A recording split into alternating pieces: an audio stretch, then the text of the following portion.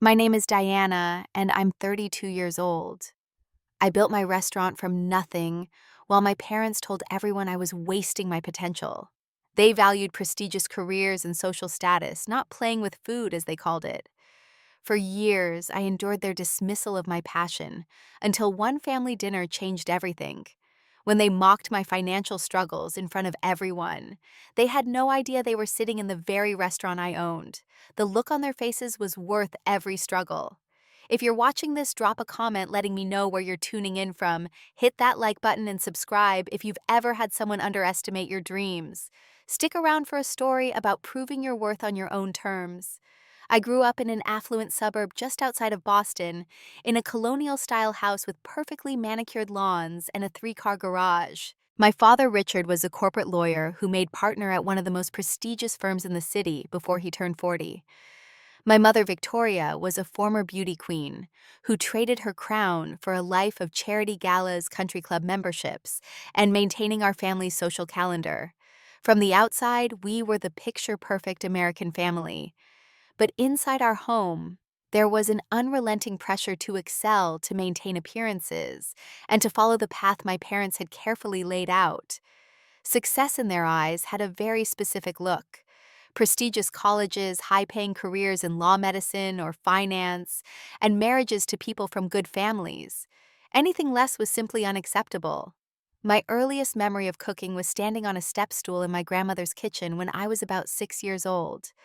Grandma Rose wasn't like my parents.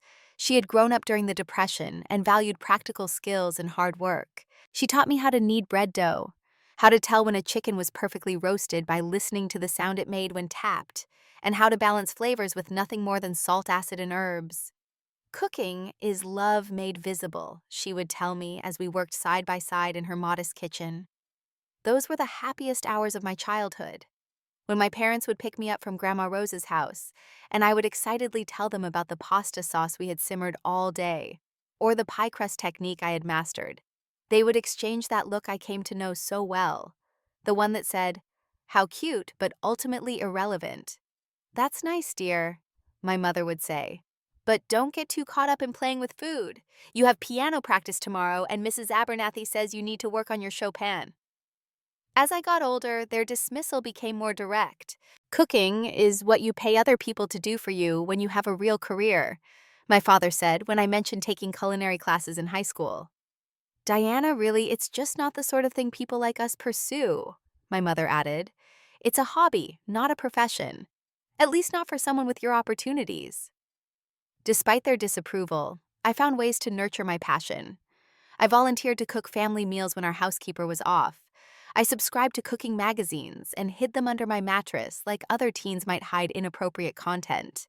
I saved my allowance to buy ingredients for recipes I wanted to try experimenting when my parents were at work or social events. Meanwhile, I dutifully followed their academic plans. I maintained a 4.0 GPA, joined the debate team, played tennis, and participated in all the right extracurricular activities to build the perfect college application. On the surface, I was the daughter they wanted, but I also secretly applied for a weekend job at a local bistro when I was 17, telling my parents I was doing SAT prep with friends. The owner, a French immigrant named Claude, took a chance on me despite my lack of experience.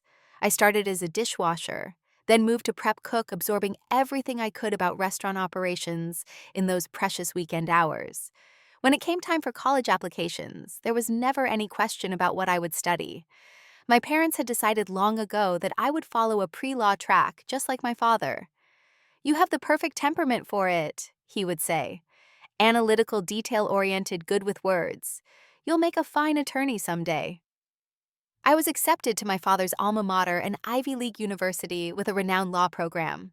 The day the acceptance letter arrived, my parents threw a dinner party to celebrate, inviting all their friends to toast my future success in a field I had no desire to pursue. That night, after everyone had gone home, I sat alone in my room and cried, feeling trapped in someone else's dream for my life. But I was developing a plan. I enrolled in business classes instead of pre-law reasoning. The business knowledge would be valuable, no matter what career I ultimately chose. My parents were slightly disappointed, but accepted this deviation as still respectable. What they didn't know was that I had deliberately chosen a university in a city known for its vibrant food scene. While taking a full course load in business, I also worked 20 hours a week at a respected restaurant near campus, starting again as a dishwasher and working my way up. By junior year, I was taking culinary classes at a local community college on the side, paying for them with my restaurant earnings. I learned knife skills, classical French techniques, and the science behind cooking.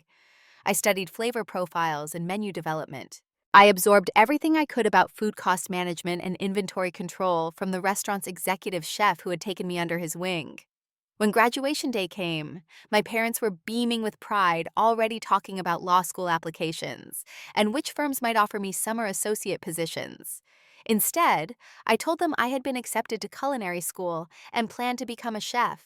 The silence that followed was deafening. "This is absurd," my father finally said, his face flushing with anger.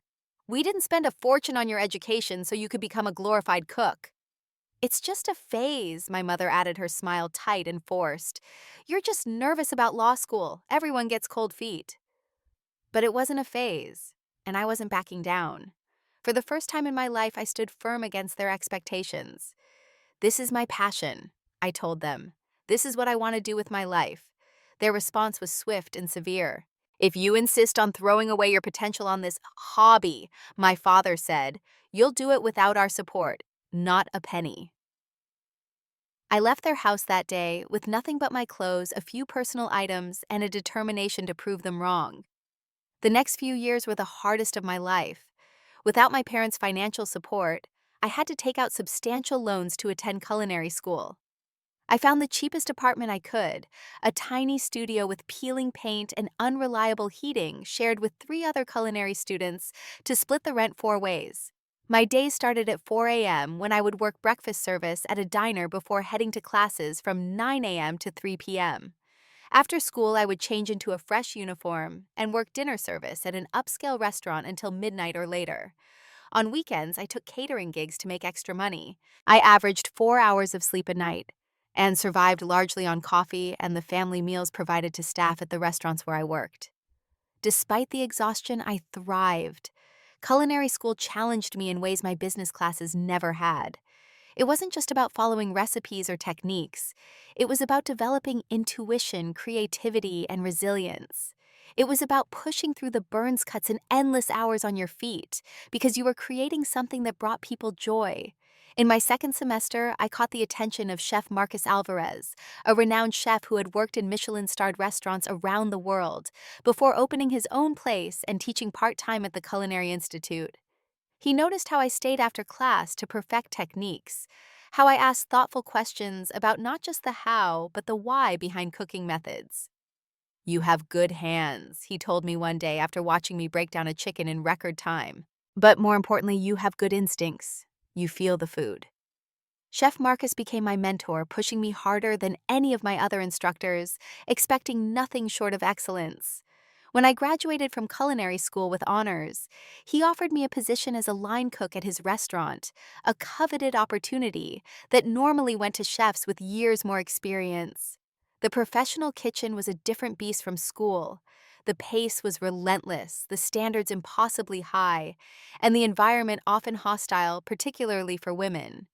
Male colleagues made crude jokes, questioned my abilities, and occasionally sabotaged my station. The executive chef would scream profanities when orders were even seconds late, or a dish wasn't perfectly executed. I learned to be tough, to work through injuries and exhaustion, to never show weakness. I kept my head down and let my work speak for itself. Slowly, I earned respect through consistency, speed, and an unwavering commitment to quality. Over the next 5 years, I worked my way up from line cook to sous chef, moving through different restaurants to gain diverse experience. I learned Italian techniques from an old-world master who made pasta by feel rather than measurement. I studied under a Japanese chef who taught me the importance of simplicity and precision. I worked with a farm-to-table pioneer who showed me how to build relationships with local producers and let seasonal ingredients guide the menu. All the while, I was saving every penny I could. I lived well below my means, kept the same roommates even as my salary increased, bought secondhand clothes, and rarely went out, except to try other restaurants as research. I opened a separate savings account labeled Restaurant Fund and watched it grow slowly but steadily. Alongside my culinary skills, I was developing business acumen. I paid attention to food cost pricing strategies and profit margins. I observed what worked and what didn't in restaurant management. I noted how some talented chefs failed because they couldn't control inventory or manage staff effectively. I learned about lease negotiations by asking questions of restaurant owners willing to share their knowledge. By the time I was 29, I had saved enough for a modest down payment and developed a comprehensive business plan for my own restaurant. I had a clear vision, a farm-to-table concept focusing on elevated comfort food, using local ingredients, a place that would feel both special and accessible. After months of searching, I found a location in an up-and-coming neighborhood. The space had been a restaurant before, but had been sitting empty for nearly a year after the previous business failed. It needed work, but it had good bones, and most importantly, an existing kitchen infrastructure that would save on build-out costs. With my business plan in hand, I approached several banks for a loan. Despite my years of experience, stellar credit, and detailed financial projections, I was turned down repeatedly. "The restaurant business is too risky," one loan officer told me bluntly, "especially for someone your age and especially for a woman." I was disappointed, but not deterred. I refined my business plan, gathered references from respected chefs I had worked with, and approached potential investors instead. After numerous pitches and rejections, I finally found 3 investors willing to take a chance on me: a retired chef who had sold his successful bistro, a regular customer from my sous chef days, who had always told me I deserved my own kitchen, and surprisingly, my grandmother Rose, who offered her modest savings with unwavering faith in my abilities.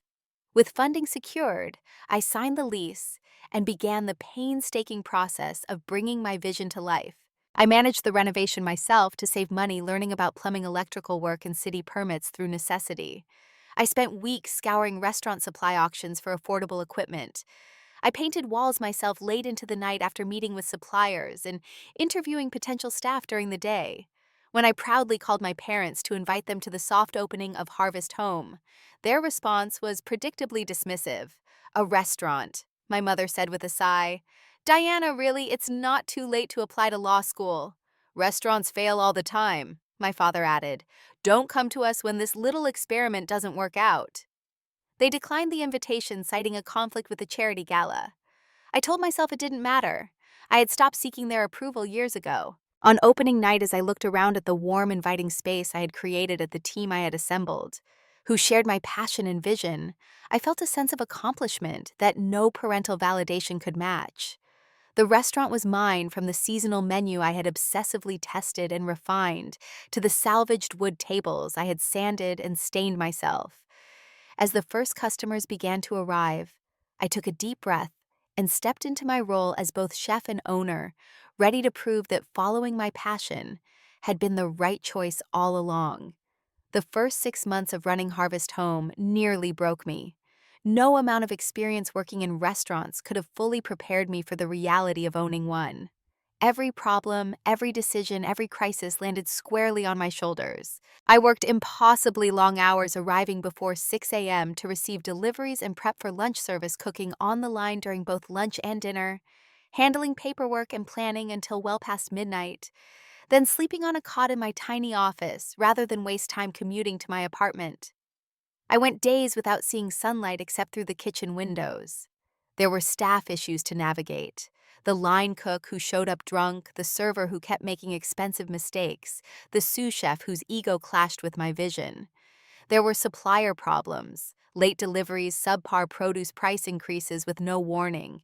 There were equipment failures at the worst possible times: the refrigerator that died on a Friday afternoon before a fully booked weekend, the dishwasher that flooded the kitchen an hour before service. And there were financial concerns that kept me awake during my few hours of attempted sleep. Despite decent customer numbers, we were operating at a loss. Food costs were higher than projected, labor costs were draining the budget, and unexpected repairs had eaten through much of our contingency fund. 3 months in, I sat alone in the restaurant after closing, looking at the books and facing the very real possibility that my parents had been right. Maybe this had been a foolish dream. Maybe I wasn't cut out for this.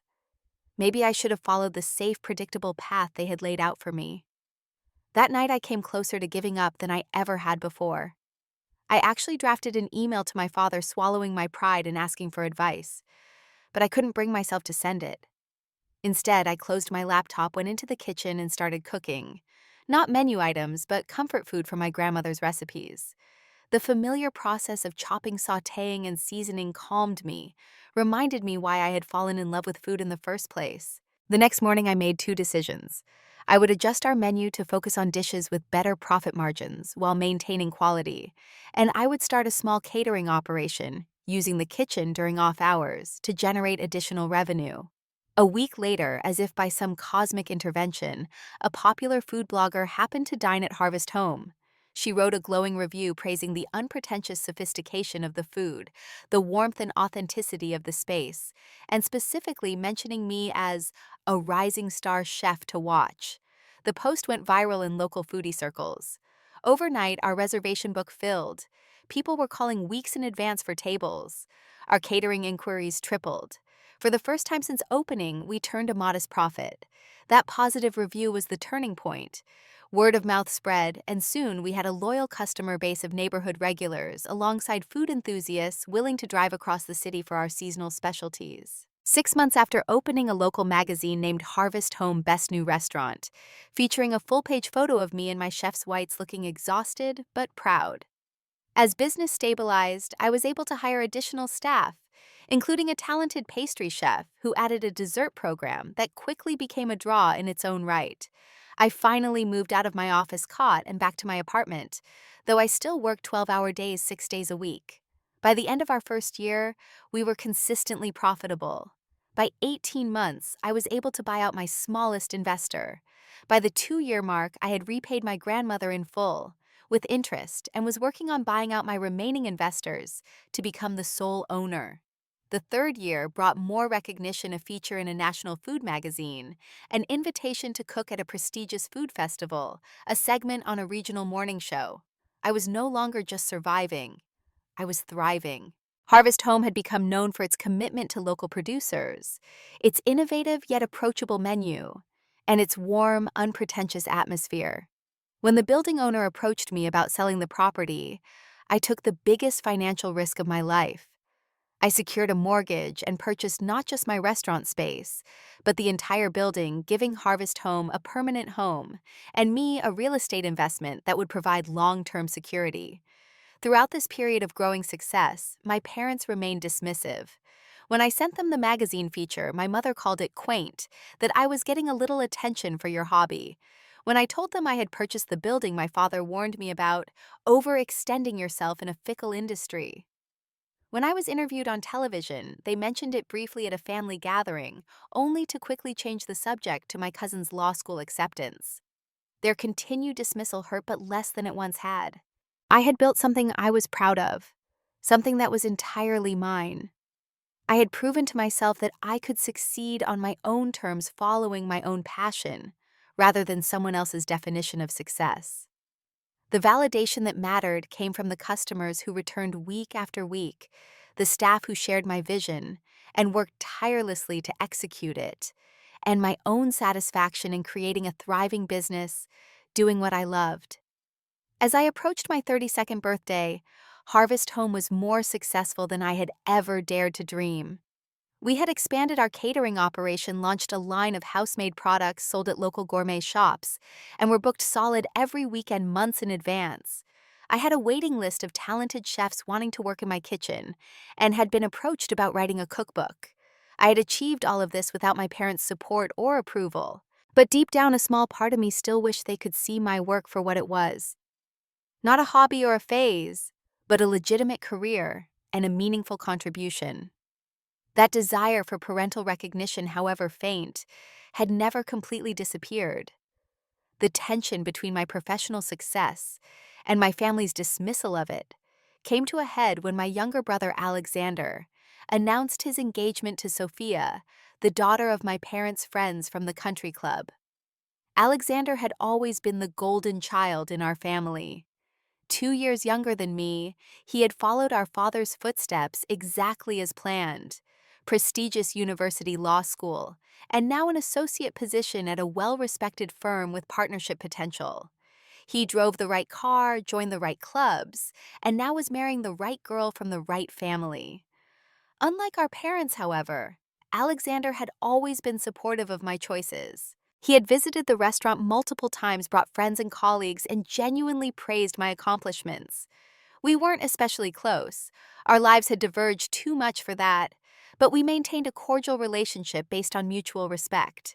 When he called to tell me about the engagement, he sounded genuinely happy for the first time in years. "Diana, she's amazing," he gushed. "Smart, funny kind. You're going to love her." "I'm sure I will," I replied, genuinely pleased for him. "Congratulations." "There's going to be an engagement dinner next Saturday," he continued, "at Morton's Steakhouse. Mom and Dad are hosting, and Sophia's parents will be there. I'd really like it if you could come." My stomach tightened. Family gatherings were always an exercise in forced smiles and thinly veiled criticism. I hadn't seen my parents in nearly 8 months, not since a similarly uncomfortable dinner celebrating my father's 60th birthday. "I don't know, Alex." I hesitated. "Saturday is our busiest night at the restaurant." "Please," he said, his voice softening. "It would mean a lot to me, and I really want you to meet Sophia. She's heard all about my successful chef sister." His genuine pride in me made it impossible to refuse. "Okay," I agreed reluctantly. "For you and Sophia, I'll be there." In the week leading up to the dinner, I experienced a familiar anxiety. What to wear? My usual uniform was chef's whites or casual clothes suited to long hours in a hot kitchen. I rarely had occasion for the kind of upscale attire my mother considered appropriate for family events. I eventually settled on a simple black dress I had bought for a restaurant industry award ceremony, adding pearl earrings that had been a gift from my grandmother. Professional, elegant, but not trying too hard. Or at least that's what I told myself as I examined my reflection. The night before the dinner, Alexander called again. "Hey sis," he said, an unusual hesitancy in his voice. "I've been thinking, Morton's is fine, but, well, it's a bit conventional. Everyone goes there for these kinds of dinners." I made a non-committal noise, unsure where he was going with this. "What would you think about changing the venue to Harvest Home?" I nearly dropped the phone. "What, your restaurant," he clarified unnecessarily. "For the engagement dinner. It's getting all these amazing reviews, and Sophia is really into the whole farm-to-table thing, and well, I thought it would be special, more personal." "Alex, have you discussed this with Mom and Dad?" I asked, already knowing the answer. "Not yet. I wanted to check with you first." He paused. "Look, it's my engagement dinner. Shouldn't it be somewhere meaningful to me? And I'm proud of what my sister has built. I want to show it off." His words touched me deeply, but the thought of hosting my parents at my restaurant sent waves of anxiety through my body. My restaurant was my sanctuary, my success, my validation. Bringing my parents into that space felt like inviting criticism into my most vulnerable place. "They'll find something to criticize," I warned him. "Let them try," he replied with unexpected firmness. "The critics and the customers say you're one of the best new restaurants in the city. If that's not good enough for them, that's their problem." Against my better judgment, I agreed. We would host Alexander and Sophia's engagement dinner at Harvest Home. I spent the next day in a state of nervous energy, planning a special menu, briefing my staff, and arranging to have someone else run the kitchen that night so I could join the family as a guest. "Just treat me like any other customer," I instructed my staff. "I don't want any special acknowledgement or treatment." I arrived at the restaurant 2 hours early to ensure everything was perfect. We had reserved our best table, a corner setting with views of both the open kitchen and the garden patio. I had selected a premium champagne for toasts and worked with my head chef to create a tasting menu that showcased our best seasonal offerings. As I fussed over the table setting, straightening already perfectly aligned silverware, my sous chef placed a hand on my shoulder. "It's going to be great," he reassured me. "The food is excellent, the service will be flawless. Try to enjoy it." I gave him a grateful smile, but inside I was a bundle of nerves. In less than an hour, my two worlds would collide, and I wasn't sure I was ready. At precisely 7 o'clock, my family arrived. Alexander and Sophia entered first, followed by Sophia's parents, the Whitmores, and finally my own parents. I greeted them at the door, accepting Alexander's warm hug, and meeting Sophia properly for the first time. She was exactly as Alexander had described, warm, intelligent, and genuinely excited to finally meet me. "Your restaurant is beautiful," she said, looking around with appreciation at the exposed brick walls, reclaimed wood tables, and suspended herb garden that doubled as a living art installation. "Alex has told me so much about it." Mr. and Mrs. Whitmore were equally polite, complimenting the decor and asking thoughtful questions about the concept. They seemed genuinely interested, a stark contrast to my parents, who had barely acknowledged me beyond curt nods. My mother's gaze swept critically over the space. "It's very rustic," she said, managing to make it sound like an insult. My father checked his watch. "I hope the service is prompt. We have an early tea time tomorrow."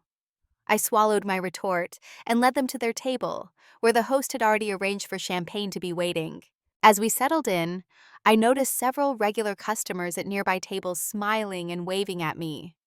One couple even raised their glasses in a silent toast, which I acknowledged with a grateful nod.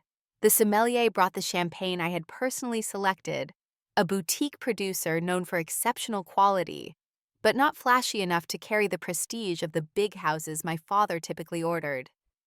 "We don't stock Dom Perignon," I explained as the sommelier presented the bottle to the table.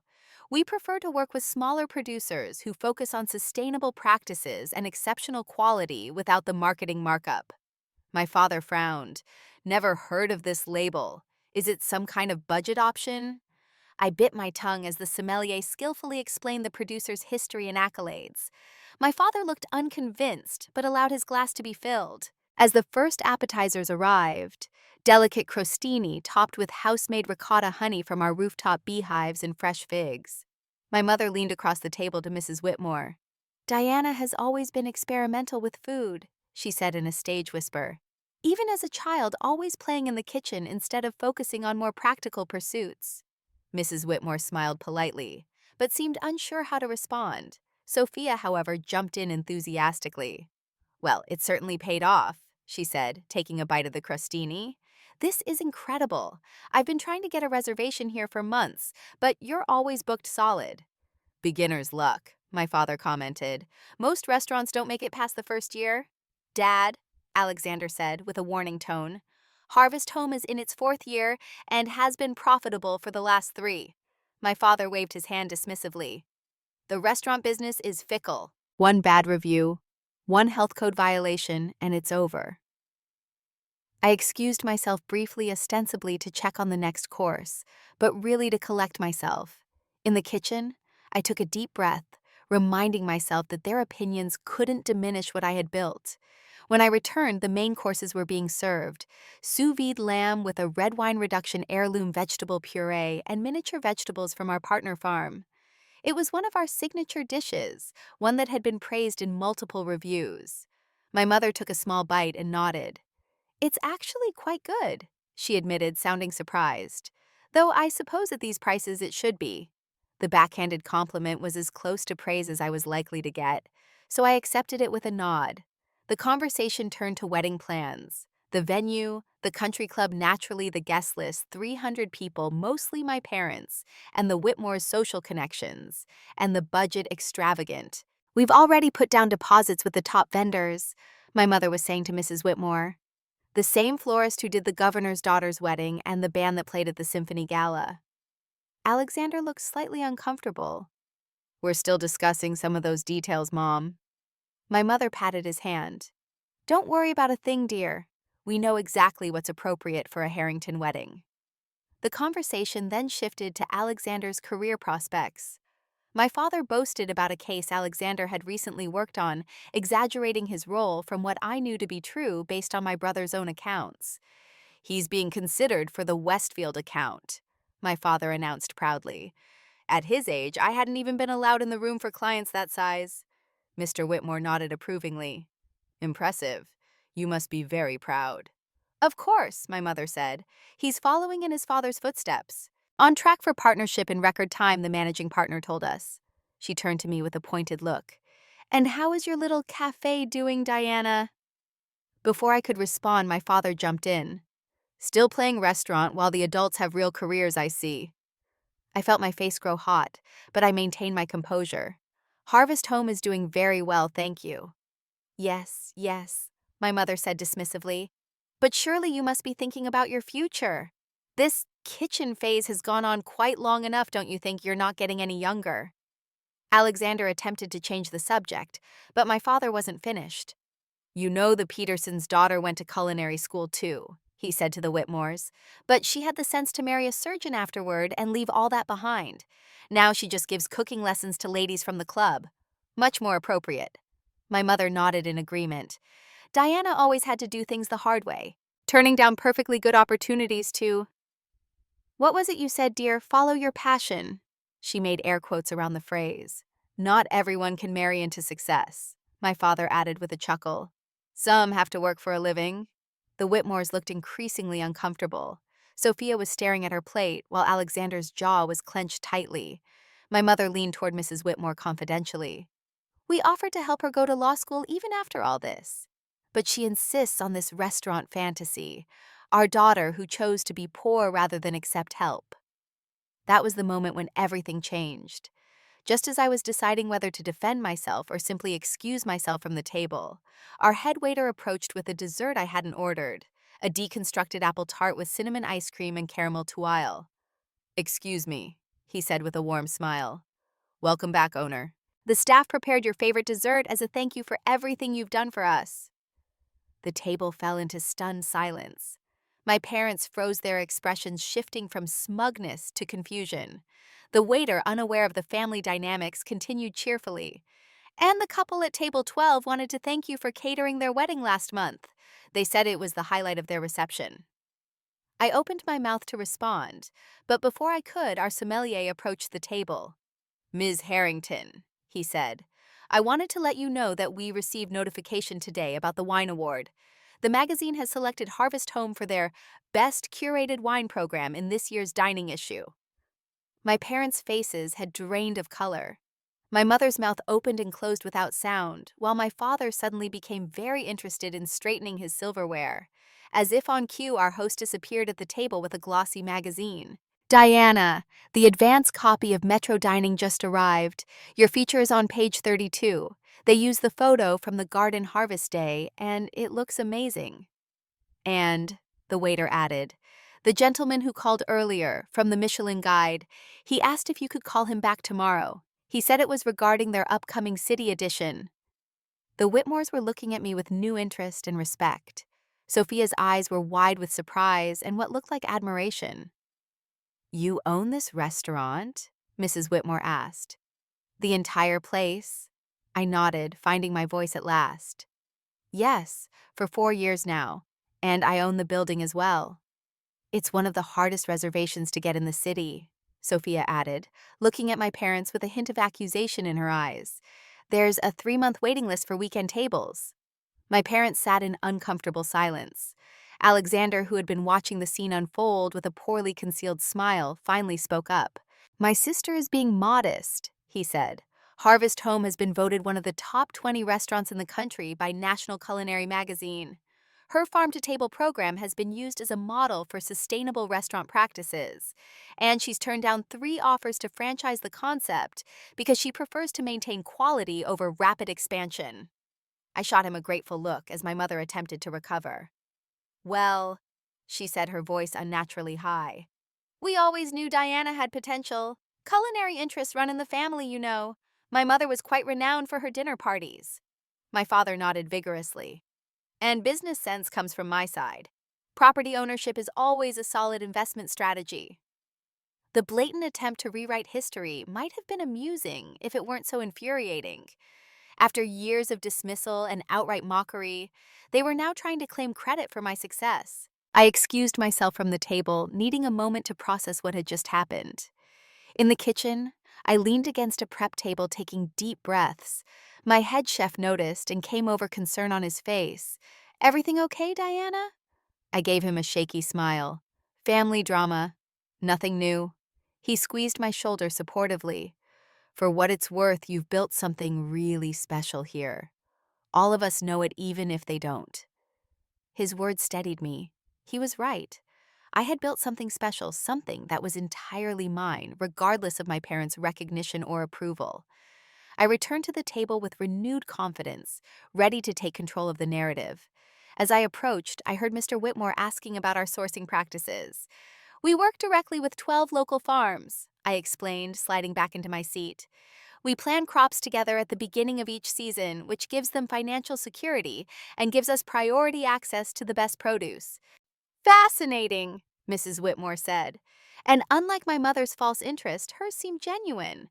And you developed this system yourself. Yes, it's evolved over the years, but the basic concept was part of my original business plan. We're now helping other restaurants implement similar programs. I went on to share our plans for expansion, not franchising as Alexander had mentioned, but a cookbook featuring our seasonal recipes, a line of specialty foods for retail, and a small cooking school focused on sustainable practices. The Whitmores listened with genuine interest, asking thoughtful questions about business challenges and growth strategies.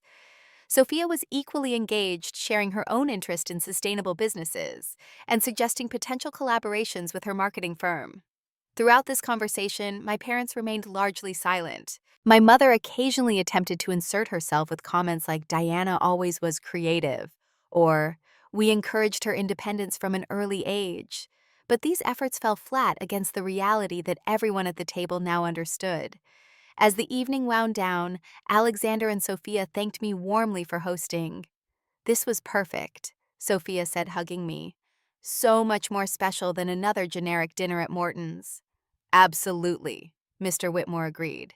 "We'd love to host the rehearsal dinner here as well, if that would be possible." "I'd be honored," I replied, genuinely pleased by the suggestion. As they prepared to leave, my parents approached awkwardly. "Diana," my father began, his voice uncharacteristically hesitant, "we had no idea your restaurant was so established." "You never asked," I replied simply. "Well," my mother said, attempting a conciliatory smile, "we're very impressed. Truly. Perhaps we've been hasty in our judgment." I looked at them, these people who had dismissed my passion for years, who had withheld their support when I needed it most, who had mocked my choices at every turn. Now faced with external validation, they couldn't ignore. They wanted to claim pride in my accomplishments. "Thank you for coming," I said, neither accepting nor rejecting their attempted reconciliation. "I hope you enjoyed the meal." After they had all gone, I stood in the now quiet dining room, looking around at the space I had created. The warm lighting glinted off polished glassware. The open kitchen, now clean and quiet after service, stood as a testament to countless hours of labor and learning. The walls, adorned with photographs of our partner farms and the people who work them, told the story of the community we had built. This was my success earned through perseverance and passion, rather than parental approval or financial support. And in that moment, I felt something I had been chasing for longer than I cared to admit: complete validation, not from my parents, but from myself. In the weeks following that revelatory dinner, subtle shifts occurred in my family dynamics. My parents didn't suddenly transform into supportive, understanding people. That would have been too much to expect after decades of entrenched behavior. But there was a newfound awkwardness in their interactions with me, a tentative respect that hadn't been there before. My father sent several business contacts my way, colleagues looking for private dining spaces for corporate events. My mother mentioned my restaurant at her garden club, resulting in a flurry of reservation requests from curious socialites. These gestures, while self-serving in their way, allowing my parents to associate themselves with my now verified success, were still a form of acknowledgement I had never received before. I accepted these olive branches with cautious grace, neither rejecting their attempts at connection, nor fully embracing them. Years of dismissal and criticism had taught me to maintain healthy boundaries, even in the face of their sudden interest in my career. Alexander and Sophia, meanwhile, became regular visitors to the restaurant, bringing friends and colleagues. Sophia's parents recommended Harvest Home to their extensive social network, providing an unexpected boost to our already thriving business. The rehearsal dinner they hosted at the restaurant was a resounding success, leading to several catering inquiries from their wedding guests. On the professional front, Harvest Home continued to flourish. The Michelin call had indeed been about consideration for their upcoming guide. We didn't earn a star in that first edition. Those were typically reserved for more established fine dining establishments.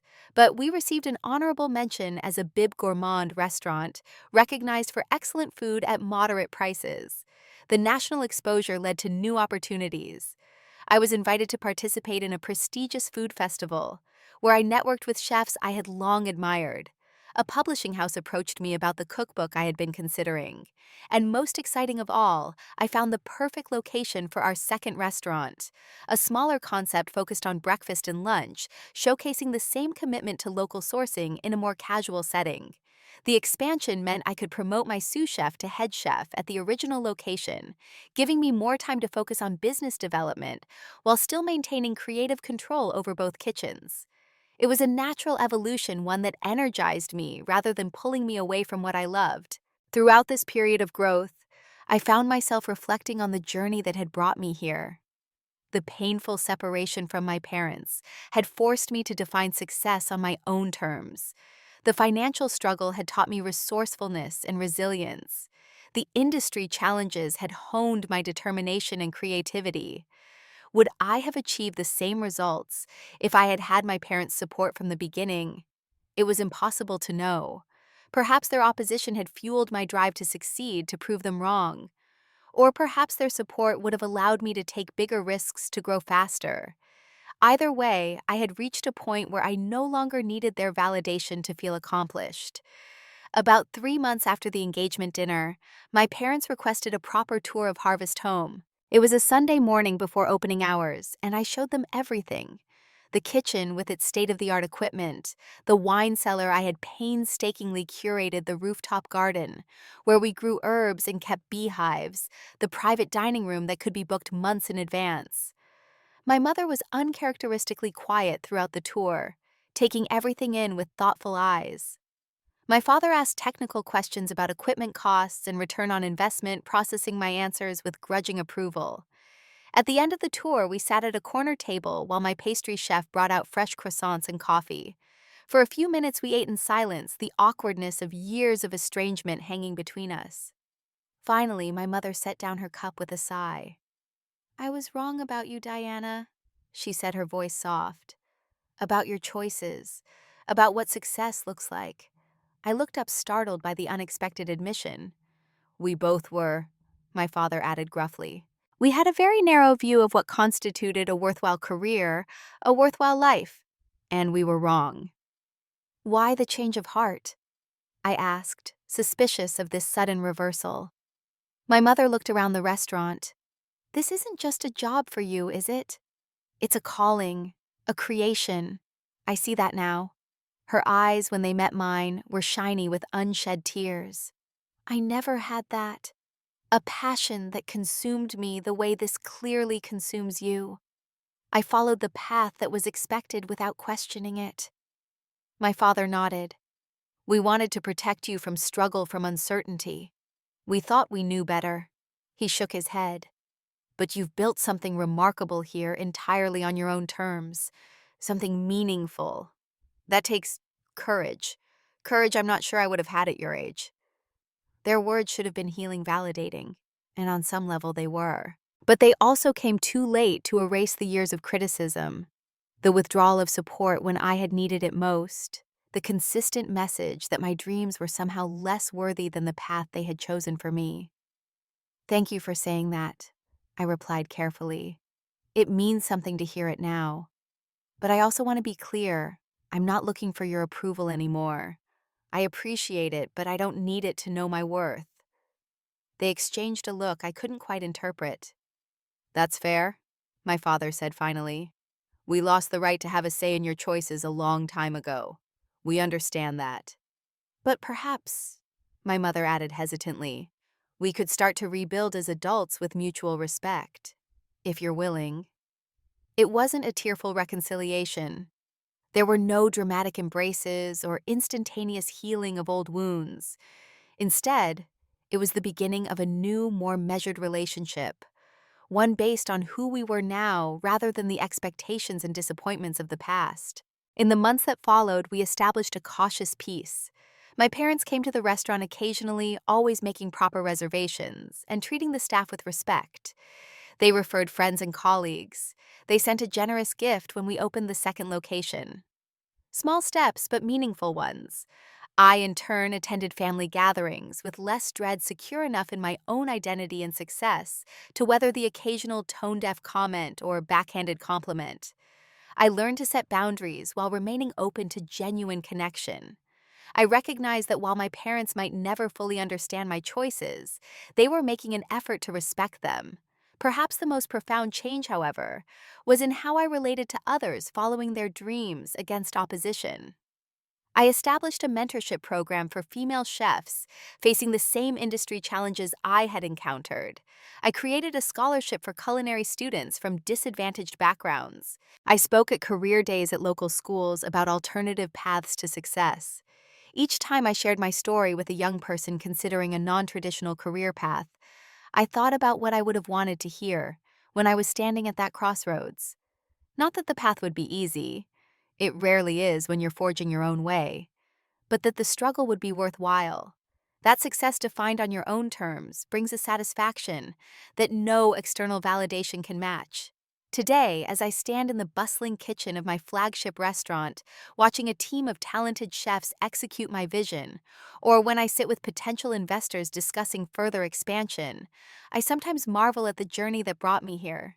From the little girl standing on a step stool in her grandmother's kitchen to the owner of a respected culinary brand, it has been a path marked by both tremendous challenges and profound joys. The true measure of wealth, I've learned, isn't found in bank accounts or social status.